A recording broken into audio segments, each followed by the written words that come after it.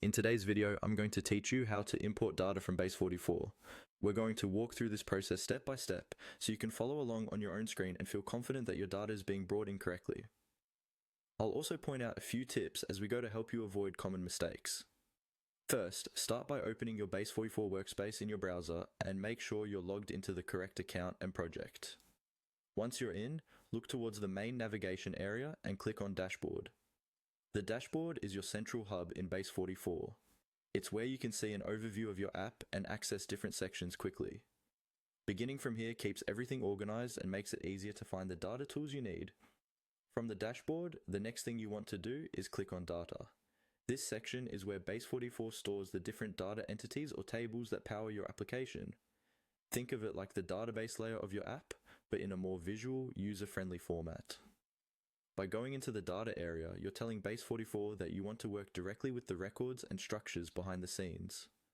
Once you're on the data page, look for the entity or table called Task, and then click on Task. This will open up the data view specifically for your tasks. You should now see a grid or table style layout with columns and rows that represent the existing task records.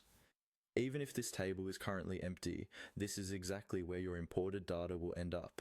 Now, in the task data view, look towards the top right or upper area of the table for an icon with 3 dots, sometimes called the More Options or Kebab menu. Click on those 3 dots. This menu usually contains extra actions that you can perform on the data, and it's where Base44 keeps some of the more advanced options. From the drop-down that appears after clicking the 3 dots, select Import.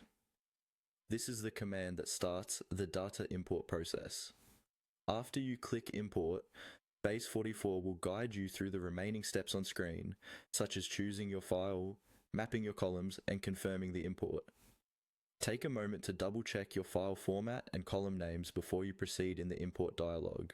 Once everything looks correct, complete the prompts